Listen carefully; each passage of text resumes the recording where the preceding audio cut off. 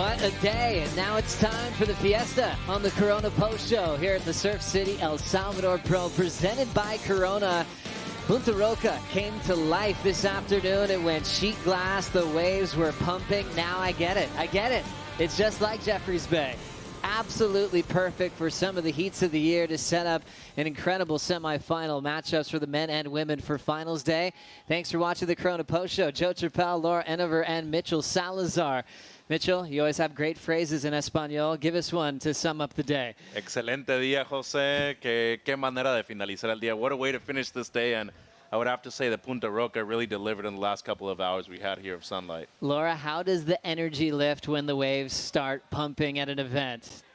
Are you kidding me? This afternoon has been very, very special. I think the energy is lifted through the roof. You know, the competitors area, the Corona bar, everywhere around this contest site has just been, on fire, as the surfers have been on fire out there this afternoon. I think no one expected the conditions to get so good this afternoon, so what an absolute treat it has been. Earlier today, we kind of brought up the phrase, Mitch, I think you said it first, Heat of the Year nomination from the second quarterfinal that we saw today. It was a seesaw battle. The waves came to the table. Two of the young surfers on tour, Kanoa and Griffin Pinto Mitch. Yeah, and just back and forth, as you were saying, a seesaw battle, but I think what really stood out from them was not only the speed management, but the way they were able to attack the first sections up the point. We haven't really been able to see that due to the conditions. It had been broken up throughout the point, and it really just stood out for them in this heat, Joe. I talked to Tommy Whitaker before. He obviously coaches both of these surfers, and he said, let's go, guys. Rely on your instincts. Let's see what you got. He was hoping the waves would come to the table, and it did exactly that. Griffin getting the jump on Kanoa, and Griff said that Kanoa's got his number. So that was a huge, monumental win for Griffin Pinto. Yeah, this was absolutely insane, this heat. Griffin, Kanoa, they have so much history. They've been competing together since they were grommets, and wow, what an absolute show. They were going tit for tat, both of them getting 9s, 8s, just back to back, and it came down to the very wire. This last wave of Kanoa, I'm not sure if this is it, but he fell at the very end, and it could have gone right there, and Griffin on this one, unbelievable surfing, just opening up, rail game, progressiveness, just so fun to watch. You can't surf safe in heats like this. No. The first turns were so committed from both Kanoa and Griffin as he got on such a roll. He was definitely inspired and fueling off his competitor in Kanoa, watching him on this wave. Yeah, and they both knew what was on the line, too. They both missed out just by a few spots last year at the rippable WSL Finals, but I think they both knew the importance of this heat, Joe, and it was this wave that was really about to give Kanoa the score at the end. Unfortunately, after this one air reverse, he just seemed like when he was coming out of the turn, I don't know, it was very uncharacteristic of Kanoa, but it almost seemed like he caught an edge coming out of it. Just a very uncharacteristic slip there for Kanoa, and that, cost him. It could have gone right there. I was standing right next to Griffin Pinto's dad, and, it was celebrations. They were all very, very stoked. You're thinking it was that close because if he pulls that fin throw that he always does, typically, maybe Igarashi would have a different result at the end. Those are the heats that you live for when the right-hand point break is pumping and perfect. And two young superstars battling it out. Pinto 910, 8.5. An excellent heat for the Californian to move on into the semifinals. Igarashi took a wave right at the end, and he actually started applauding Griff. Probably really enjoying his job today, even though he got knocked out in the quarterfinals. Checking out the bracket in the semifinals, we had 3 Brazilians in the quarterfinals. All 3 still standing when it comes to the semifinals. Italo Ferreira just got past Ethan Ewing on his final wave, and he's standing by with Shannon. Well done out there. The waves looked incredible, and your surfing matched it. How do you feel coming out of the lineup? That was a good hit. I'm so tired right now. I came to the beach 5:30 in the morning, and I had a free surf, 3 hits, and I'm so tired. But I'm in the finals day, and there's 2 more in a row. So let's keep the flow and just surf. How many coffees did you have today? Oh, Jesus, a lot. Coffee, Red Bull, bananas, everything. Yeah, it's crazy. Everything to keep fueled. And coming into finals day, the Brazilian storm has taken over yourself, Felipe, and Gabriel. How does it feel to have the whole contingency representing here? Oh, yeah, it's going to be a good day for sure. And I hope we have, good waves and, good size so we can have, good opportunities. So I'm excited for that. Would you like to say something in Portuguese? Sim, obrigado a todos pela torcida. Sem dúvida, hoje em dia foi muito corrido para mim. Cheguei muito cedo na praia, 5h30, fiz um free surf, depois competi 3 vezes, passei o dia inteiro na praia. Mas valeu a pena, sem dúvida. Tá com energia boa, pegando boas ondas, surfando bem e só me divertindo, não pensando muito no que fazer. Como eu fiz na primeira bateria, acabei errando, mas é isso, a gente tá aqui para aprender e amanhã será um grande dia. Espero que vocês fiquem na torcida aí, que amanhã a gente possa dar um show. Muito obrigado, boa noite aí, galera, tamo junto. Thank you, Ítalo. Yeah, thanks. Ítalo Ferreira happy to get the win right at the end against Ethan Ewing. He was definitely pushed by Ethan's performance. A couple of lead changes there, and there was some intensity coming down to the final minutes. We know that Italo's gone down this year on some close decisions. Now a heat where he's getting rewarded with excellent range scores. He's got to take a big sigh of relief and be happy with his performance coming into finals day. Yeah, he's got to be happy with that. Some of the best backside surfing we've seen all day, and coming up against Ethan, who's been in form and, getting so unreal in his turns and in his surfing. So an amazing, result there for Italo, and he's got his mojo back for sure. And a head-on collision with Felipe Toledo in the semifinals, Mitch. Going to be another great heat. I mean, a rematch of Bell's a few years ago, and I think at a right-hand point break like this, they're both as lethal, but I still give Felipe the edge just slightly due to it being a right-hander. Well, one of the big things that happened today was Charissa Moore taking on Caroline Marks. Caroline returning to the jersey for the second time this season. We saw her surf at Pipe, but it's been a long time. Charissa Moore, world #1, is always the one to beat. What happened here, Laura? Yeah, Charissa, she got started. I think she tried to get too busy at the start, and kind of her wave selection just let her down. She got a couple of small waves here, and then Caroline just turned around and was just on the bombs. The bigger sets that had the bollier sections coming off the bottom, these big turns that we're so used to seeing and that we've missed from Caroline Marks. And she just unloaded here at Punta Roca today. Oh, we missed this backhand attack, and she's definitely feeling free this year. She kind of feels like she's got nothing to lose, and it's definitely showing in her performance. She definitely doesn't, and to me, this wave was a difference maker in the heat, Joe and Laura, because Charissa started off with a 6.33. That was the first wave of the heat, but unfortunately for her, she wasn't able to back with another excellent score like the way Caroline did. So getting that one up into the higher up, close to the excellent, I think that was the game changer for me. Really special comeback for Caroline Marks, taking out a person she calls her all-time hero. She studied Charissa Moore surfing more than any other surfer on the planet, and to get a jump on her comeback to the tour is extra special as she has moved on to the semifinals, as we have some incredible heats coming up on finals day. Caroline will be with Steph Gilmore, Joanne DeFay with Lakey Peterson. Wow, those are some stacked semifinals, and how cool Caroline coming back in semifinals straight off the bat, kind of like Gabrielle at G-Land, straight into the semis. So I mean, how much of a confidence boost is that for her? Her surfing is so there, she's looking strong, but I can't wait for these semis tomorrow. Wow. Really cool. Also, the way Joanne DeFay and Lakey got in the semifinal. Lakey at the buzzer, had turned the heat, got just what she needed to survive her matchup earlier today. And DeFay is telling everyone, hey, I like going right too. It's not just my backhand on tour. Yeah, no, and the great thing about Lakey's heat too, what a comeback, first of all, getting that 7 right on the buzzer. But how about Courtney Collink's performance and the way she was able to capitalize on a wave under pressure in the last minute? So not only a huge comeback, I also feel like she kind of made a statement for herself to look out there and kind of tell everybody else that I'm here to win. I want to know your favorites to win on both the men's and women's side of the draw. I'll give you a little bit of tempo, a little bit of time to think that over as we dive into the Surfline Forecast. We had a massive day today. Good call to max it out from sunrise to sunset here at Punta Roca to set up the semifinals. What are we looking forward to seeing tomorrow, Laura? Yeah, I mean, we're going to still have some really nice swell on offer coming in at that 4-foot range. And that wind's actually looking pretty nice like today. What do you think about it, Mitch? Yeah, I think it's favorable tomorrow too, especially with the decreasing tide throughout the morning as well. We're probably going to get finals at around noon at the latest, but looking at this right now, I think the smartest thing to do would probably be run tomorrow. As we look at the forecasting, what's left in the waiting period, all things looking like tomorrow is looking the most promising for a finals day.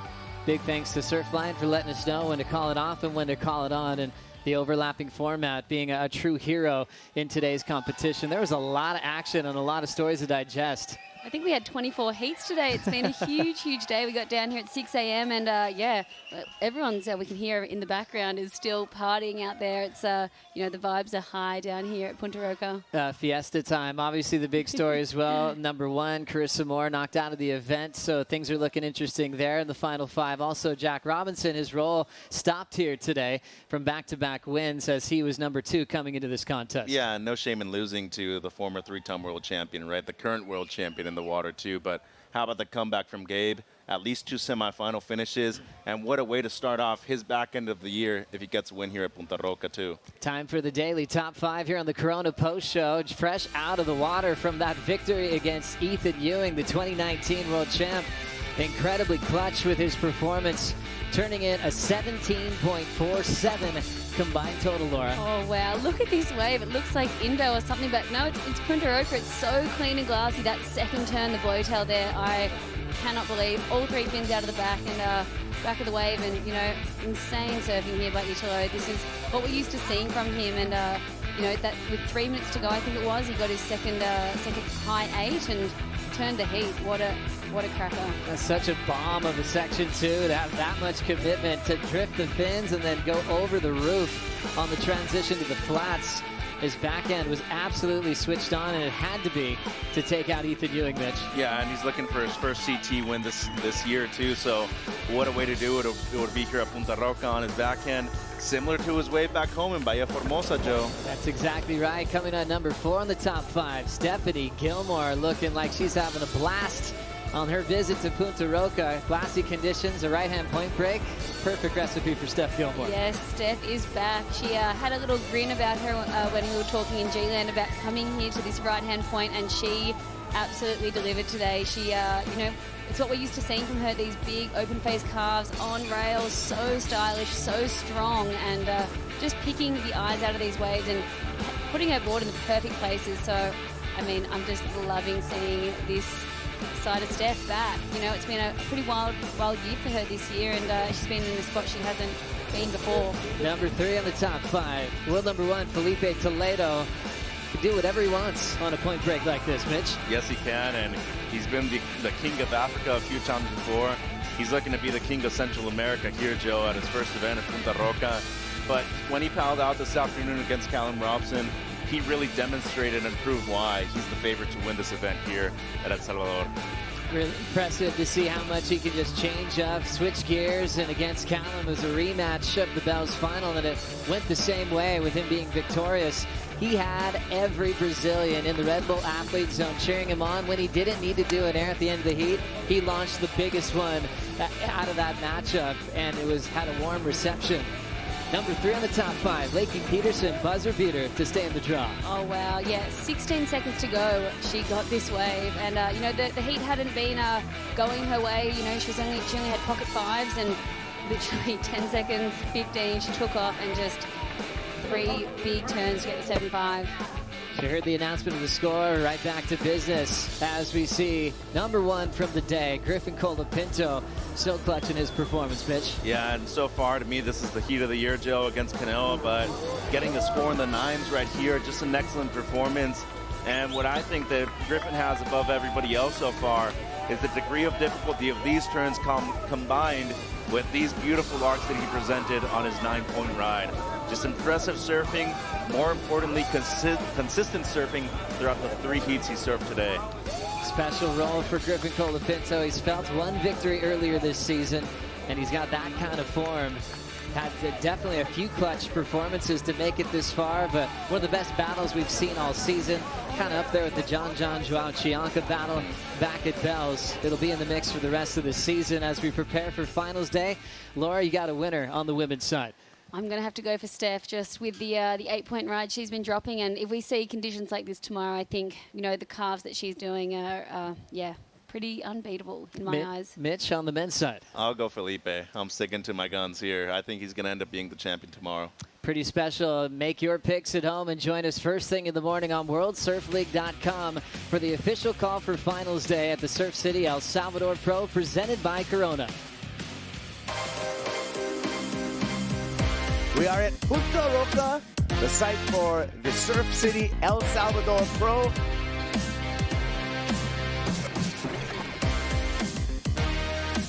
It is going to be Ewing. Fades that bottom turn, aggressive third turn, throwing a ton of spray. That is a great start. The Pink Panther, Brian Perez, on his opening ride. Banging away into that lip line.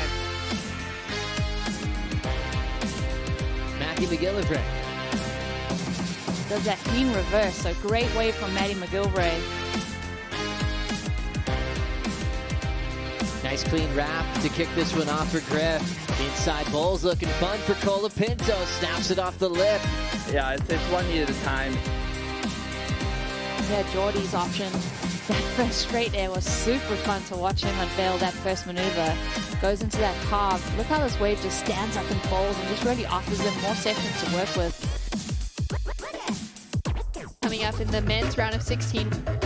And here comes Jack. Big snap, powerful snap to begin. So that's the way to start off with an exclamation mark. Carves through there, showing some rail work. Throws the air, has to grip it through. He'll throw a big layback. Robinson moving down the line, loads up, throws the air again. Just keep working hard to get the score. I was fired up. Medina goes high, spins it around, lands on the roof, and is going to continue down the line. A couple of hits there for Gabe Medina. I'm happy with the win, and feels good to have fun out there. Felipe Toledo. Blowtail reverse. Yeah, it felt good. It was tricky heat. Ethan Ewing showing some flow as he moves down the point at Punta Roca.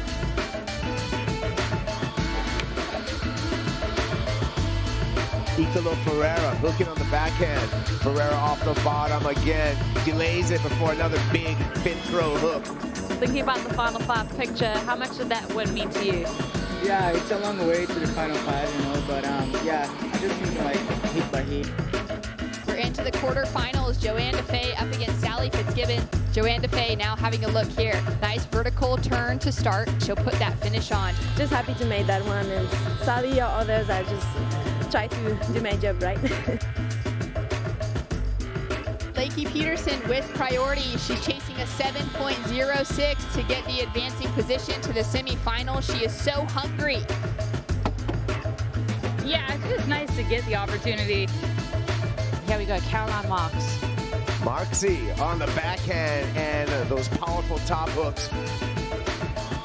That's right, Caroline Marks is back out on top. Steph Gilmore, huge arc off the top.